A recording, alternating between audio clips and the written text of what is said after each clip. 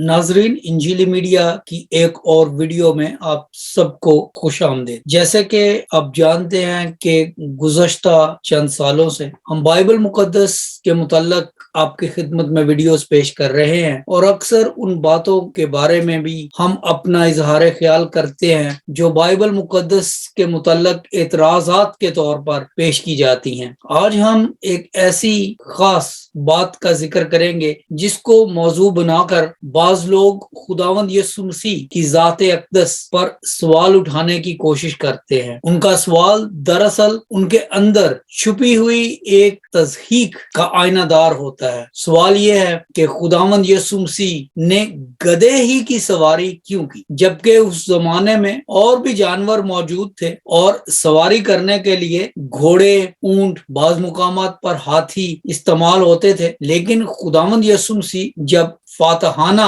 طور پر یروشلم کے شہر میں داخل ہوئے تو آپ نے گدھے کی سواری کی، اور سوال یہ اٹھایا جاتا ہے کہ وہ اتنا بڑا نبی تھا اگر، اور وہ خدا کا بیٹا تھا، بادشاہ تھا، وغیرہ وغیرہ، تو ایسے شخص کو یہ زیب نہیں دیتا کہ وہ گدھے کی سواری کرے۔ آج کا موضوع یہ ہے کہ خداوند یسوع مسیح نے گدھے ہی کی سواری کیوں کی۔ اس سے پہلے کہ ہم آگے بڑھے، میں چاہتا ہوں کہ آپ یہ باتیں نوٹ کر لیں کہ بائبل مقدس میں یہ واقعہ یروشلم میں خداوند یسوع مسیح کا داخلہ بائبل مقدس کی چاروں اناجیل میں موجود ہے۔ متی رسول کی انجیل میں یہ واقعہ 21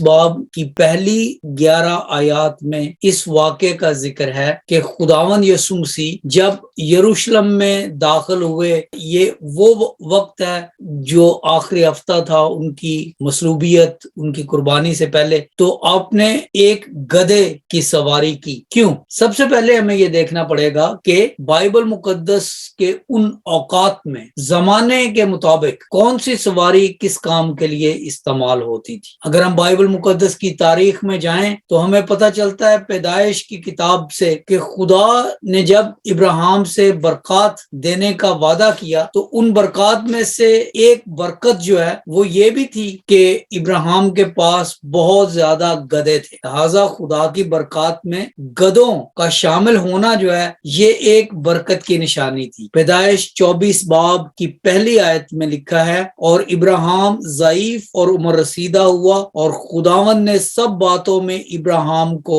برکت بخشی۔ اسی باب کی 35ویں آیت میں ہم دیکھتے ہیں کہ جب اس بزرگ کا نوکر اس کے بیٹے اسحاق کے لیے بیوی ڈھونڈنے جاتا ہے تو وہ وہاں پر ابراہیم کے بارے میں یہ بیان کرتا ہے، 35ویں آیت، اور خداوند نے میرے آقا کو بڑی برکت دی ہے اور وہ بہت بڑا آدمی ہو گیا ہے، اور اس نے اسے بھیڑ بکریاں اور گائے بیل اور سونا چاندی اور لونڈیاں اور غلام اور اونٹ اور گدھے بخشے ہیں۔ یعنی خدا کی بخششوں میں گدھا ایک بخشش ہے۔ مویشیوں، جانوروں کا جب بھی ذکر ہوتا ہے تو اس میں گدھے کا ذکر ہوتا ہے۔ ہم دیکھتے ہیں کہ جب ابراہیم اپنے بیٹے اسحاق کو لے کر قربانی کے لیے جاتا ہے تو اس وقت بھی گدھے کا استعمال کیا گیا تھا۔ ابراہیم نے خود گدھے کی سواری کی، رئیس لوگ جو تھے وہ گدھوں کا استعمال کرتے تھے۔ خروج 4 باب کی 20ویں آیت میں لکھا ہے کہ موسیٰ نے اپنے بیٹوں کو اور اپنی بیوی کو گدھے پر بٹھایا۔ گنتی 22 باب کی 21ویں آیت میں لکھا ہے کہ بلام نبی اپنی گدھی پر بیٹھ کر بادشاہ کے کہنے پر پہاڑ کی طرف جا رہا تھا تاکہ بنی اسرائیل پر لعنت کرے۔ یہ خدا کا نبی تھا۔ قصہ مختصر یہ کہ پرانے عہد نامے میں اگر ہم انبیاء کو دیکھیں تو ابراہیم نے، موسیٰ کے بیٹوں نے یعنی کہ نبی زادوں نے، اور یوسف کے بھائیوں نے، ان سب نے گدھے کی سواری کی، اس لیے کیونکہ اس وقت کے مطابق گدھے کی سواری کرنا جو ہے یہ رئیس اور شریف لوگوں کے لیے موزوں تھا۔ پرانے عہد نامے میں گھوڑوں کا بھی ذکر آتا ہے، لیکن گھوڑوں کا ذکر تب آتا ہے جب لوگ جنگ کے لیے جاتے تھے، لہٰذا گھوڑے جنگ کے لیے تیار کیے جاتے تھے، جنگ کے لیے گدھے تیار نہیں کیے جاتے تھے۔ لیکن گدھے کا استعمال جو ہے وہ ہمیشہ رئیس، معزز اور شریف لوگ کیا کرتے تھے، اور ان کا مقصد کسی کو تنگ کرنا نہیں ہوتا تھا، ان کا مقصد کسی کو فتح کرنا نہیں ہوتا تھا، ان کا مقصد صرف یہ ہوتا تھا ایک جگہ سے دوسری جگہ جائے اور اس کو بالکل صحیح نبیانہ اور معتبر شریف لوگوں کی سواری سمجھا جاتا تھا۔ یہ پہلی بات ہے۔ دوسری بات، جب خدا نے شریعت دی تو ہم دیکھتے ہیں کہ خروج 20 باب کی 17 آیت میں واضح طور پر لکھا گیا ہے کہ تو مختلف چیزوں کا لالچ نہ کرنا۔ یہ شریعت کے 10 احکام ہے اور یہ 10واں حکم ہے۔ لکھا ہے تو اپنے پڑوسی کے گھر کا لالچ نہ کرنا، تو اپنے پڑوسی کی بیوی کا لالچ نہ کرنا، اور نہ اس کے غلام اور اس کی لونڈی اور اس کے بیل اور اس کے گدھے کا، اور نہ اپنے پڑوسی کی کسی اور چیز کا لالچ کرنا۔ یہاں پر انسانوں کے ساتھ بیوی، لونڈی، غلام اور اس کے علاوہ 2 جانوروں کا ذکر ہے، بیل اور گدھے۔ بیل اس لیے کیونکہ یہ کھیتی باڑی میں استعمال ہونے والا جانور تھا، اور گدھا اس لیے کیونکہ یہ اس وقت سفر کرنے کے لیے استعمال ہونے والا جانور تھا۔ یہاں پر گھوڑے کا ذکر نہیں ہے۔ اب ہم تھوڑا سا آگے آتے ہیں تو قضات کی کتاب میں ہمیں ایک بڑا دلچسپ حوالہ ملتا ہے۔ قضات 5 باب اور اس کی 10ویں اور 11ویں آیت میں اگر ہم دیکھیں تو ایک بڑا دلچسپ واقعہ بیان کیا گیا ہے، اور یہ وہ وقت ہے جب دبورا اور برق نے ایک گیت گایا، اور اس گیت میں یہ الفاظ شامل ہیں: آئے تم جو سفید گدھوں پر سوار ہوا کرتے ہو، اور تم جو نفیس غلیچوں پر بیٹھتے ہو، اور تم لوگ جو راستہ چلتے ہو، سب اس کا چرچا کرو۔ تیر اندازوں کے شور سے دور پنگھٹوں میں وہ خداوند کے صادق کاموں کا، اور پھر آگے خدا کی تعریف لکھی گئی ہے۔ یہاں پہ جس بات کی طرف میں توجہ دلانا چاہتا ہوں وہ یہ ہے کہ تم سب جو سفید گدھوں پر سوار ہوا کرتے ہو، اور تم جو نفیس غلیچوں پر بیٹھ، یہ رئیس لوگ تھے، یہ عام لوگ نہیں تھے، یہ امراء تھے۔ لہٰذا ایک بار پھر یہ بات سمجھ میں آتی ہے کہ گدھے کی سواری کرنا جو تھا یہ دانشور، رئیس اور معتبر لوگوں کے لیے تھا۔ لہٰذا جب ہم خداوند یسوع مسیح کے بارے میں دیکھتے ہیں کہ انہوں نے گدھے کی سواری کی، تو ہمیں ان تمام حوالوں کو اور اس تمام معاشرتی، تہذیبی، ثقافتی سیاق و سباق کو مد نظر رکھنا چاہیے۔ قضات 10 باب کی 3 آیت میں لکھا ہے: جلادی یائر 22 سال تک اسرائیل کا قاضی رکھا، اس کے 30 بیٹے تھے، اور وہ 30 جوان گدھوں پر سوار ہوا کرتے تھے۔ یہ اس وقت کا حکمران تھا، اسرائیل کا یہ قاضی تھا۔ پہلا سلاطین 13 باب کی 13ویں آیت اور پھر 27ویں آیت میں اگر ہم دیکھیں تو ہم دیکھتے ہیں وہاں پر ایک بوڑھا نبی ہے، اس نے گدھے کے سواری کی، اور نہمیہ میں گدھوں کا ذکر ملتا ہے، یسایہ کی کتاب میں، بلکہ یسایہ کی کتاب میں ایک بہت خوبصورت حوالہ ہے کہ گدھا ایک بڑا سمجھدار جانور ہے، کیونکہ مالک کے چرنی کو، اپنے صاحب کی چرنی کو پہچانتا ہے، جبکہ ہم گھوڑوں کے بارے میں، خچروں کے بارے میں زبور میں پڑھتے ہیں کہ ان کو کچھ سمجھ نہیں ہے۔ لیکن یسایہ 1 باب کی 3 آیت میں لکھا ہے: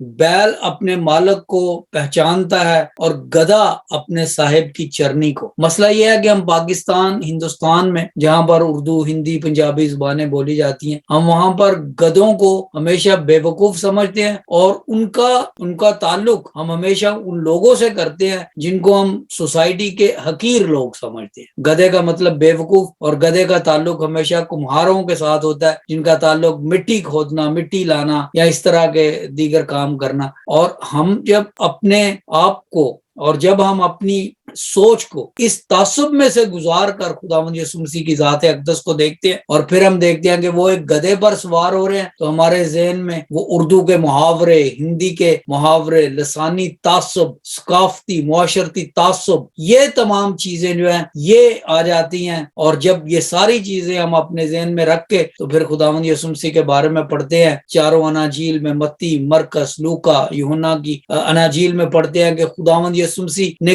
گدھے کی سواری کی، تو ہمارا ذہن بڑا متعصبانہ ہوتا ہے، اور ہم تعصب میں خداوند یسوع مسیح کی ذات اقدس کے بارے میں وہ باتیں سوچتے ہیں جن کا سوچنا نہ جائز ہے اور نہ واجب ہے، اس لیے کیونکہ خداوند یسوع مسیح 20ویں 21ویں صدی گاڑیوں کے وقت پر نہیں اس دنیا میں تھے، بلکہ وہ اس وقت رہتے تھے جب ابھی یہ ایجادات دنیا میں تھی نہیں، اور اس وقت جو جنگجو لوگ ہیں وہ گھوڑے کا استعمال کرتے تھے، اور گھوڑے پہ آنے کا مطلب یہ ہے کہ جو بھی آتا تھا وہ یہ تاثر دیتا تھا کہ میں بادشاہ کی طرف سے بھیجا گیا ہوں، یا پھر وہ خود فتح کرنے کے لیے آتا تھا۔ ان میں اطمینان، امن، سلامتی یہ چیزیں نہیں ہوتی تھی۔ جو لوگ گدھے پر آتے تھے اس کا مطلب ہے کہ وہ شانتی کے ساتھ، اطمینان کے ساتھ، اور جو رئیس لوگوں کی اور جو دانشور لوگوں کی سواری تھی اس کا استعمال کرتے ہیں۔ لہٰذا جب نبوتاً لکھا گیا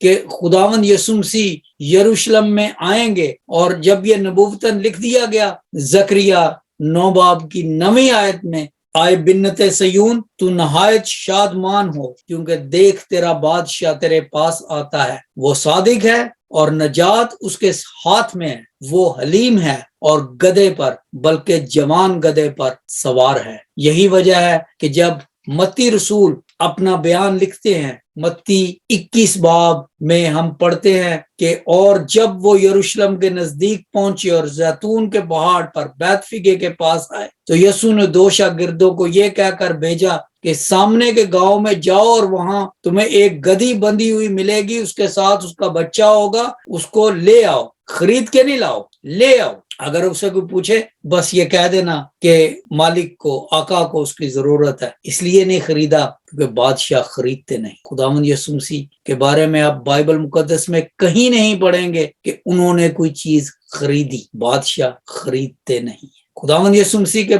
بارے میں اب یہ بھی نہیں پڑھیں گے کہ انہوں نے اپنے لیے کوئی چیز مانگی، اس لیے کیونکہ بادشاہ مانگتے نہیں۔ یہاں تک کہ جب وہ صلیب پر بھی لٹکے ہوئے تھے تو انہوں نے صرف یہ کہا میں پیاسا ہوں، انہوں نے یہ نہیں کہا مجھے پانی دو۔ بادشاہ نہ مانگتے ہیں نہ خریدتے ہیں۔ خداوند یسوع مسیح کی زندگی میں یہ بات عیاں ہے کہ انہوں نے نہ مانگا نہ کبھی خریدا۔ متی 21 باب کی 4 آیت میں لکھا ہے یہ اس لیے ہوا کہ جو نبی کی معرفت کہا گیا تھا وہ پورا ہو، اور یہاں پر پھر وہ زکریا 9 باب کی 9ویں آیت لکھی ہے، سیون کی بیٹی سے کہو کہ دیکھ تیرا بادشاہ تیرے پاس آتا ہے، وہ حلیم ہے اور گدھے پر سوار ہے۔ یہاں پر جو گدھا استعمال ہوا ہے عبرانی میں، اس کے لیے جو لفظ استعمال ہوا ہے اس سے مراد ایسا گدھا ہے جس کے اوپر پہلے کوئی کبھی نہ بیٹھا ہو، کیونکہ خداوند یسوع مسیح ہمیشہ اپنے شاگردوں کو یہ بات یاد دلایا کرتے تھے کہ توریت، انبیاء کے صحائف، زبور اور نبیوں کی پیشین گوئیوں میں جو باتیں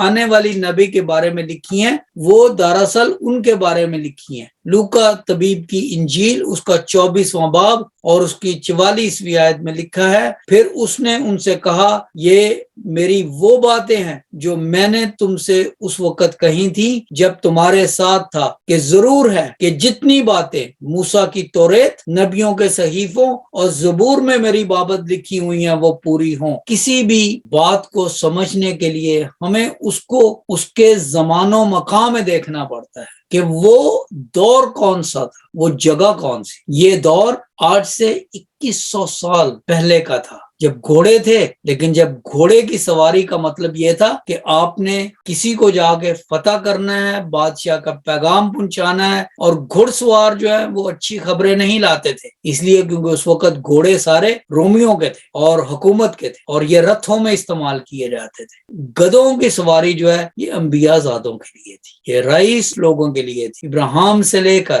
یوسف، موسیٰ، داؤد نبی، سلیمان نبی، یہ تمام ایسے لوگ ہیں جن کے بارے میں اگر ہم مطالعہ کریں تو انہوں نے اپنی زندگی میں کبھی نہ کبھی گدھے کی سواری کی۔ لہٰذا خداوند یسوع مسیح نے بھی گدھے کی سواری کی۔ اس زمانے کی تہذیب، معاشرتی قدریں اور اس زمانے کے ثقافتی پیمانے اور تھے، اور گدھے کی سواری شریف لوگوں کی سواری تھی، امیروں کی، رئیسوں کی، انبیاء کی، انبیاء زادوں کی، بادشاہوں کی اور ان کے اہل خانہ کی سواری گدھے تھی۔ اگر آپ ان چیزوں کو نہیں سمجھتے تو خدا را بائبل مقدس کا مطالعہ کریں، ثقافت کا، تہذیب کا مطالعہ کریں، تو آپ کو پتہ چلے گا کہ खुदावंद यसु मसीह जब गधे की सवारी करते हुए होशाना के नारों में यरूशलेम में दाखिल हुए, उस वक्त के लोग उनके मुताल्लिक क्या सोच रहे थे। दूसरी बात यह है कि खुदावंद यसु मसीह ने, जैसे हमने देखा, अपने शागिर्दों को बताया कि जो कुछ तौरेत में, अंबिया के सहाइफ में, ज़बूर में उनके बारे में लिखा है उसका पूरा होना जरूरी है। और अंबिया के सहाइफ में ज़करिया 9 बाब की 9 आयत में लिखा है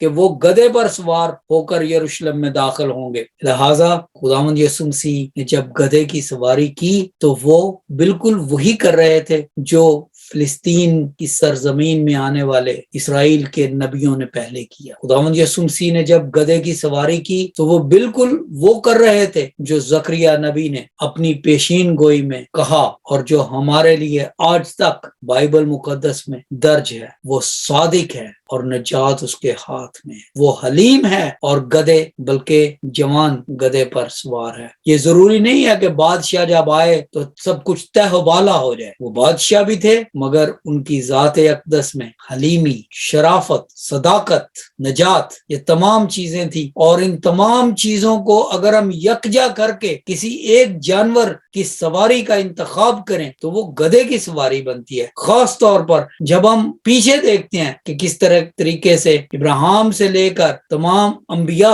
जिनका जिक्र बाइबल मुकद्दस में है, किस तरह से वो गधे की सवारी किया करते थे। लिहाजा हम आज इस छोटे से मुताले को इस बात पर खत्म करना चाहते हैं कि खुदावंद यसु मसीह की ज़ात अक़दस को समझने के लिए हमें रूहानी आंखें तो चाहिए ही, लेकिन अगर हमने उनकी जिंदगी के उन 33 बरसों का मुतालिया करना है जो उन्होंने इस जमीन पर गुजारे, और अगर हम उनकी जिंदगी को समझना चाहते हैं तो हम पर लाजिम है कि हम उस वक्त के हालात को समझें, उस वक्त की सकाफत, उस वक्त के जमान और मकान को समझें, ताकि हमारे दिल मुनव्वर हो उस नूर अक़दस से जो इस दुनिया पर आया और एक इंसान की शक्ल में हमारे साथ, यानी इंसानों के साथ रहा और उसने हमें सिखाया अपने कलाम से और सबसे बढ़कर अपनी जिंदगी के नमूने से। वो चाहता तो घोड़े की सवारी भी कर सकता, ऊंट की, हाथी की भी सवारी कर सकता था, लेकिन नहीं, वो सादिक था, वो हलीम था, नजात उसके हाथ में थी, इसलिए वो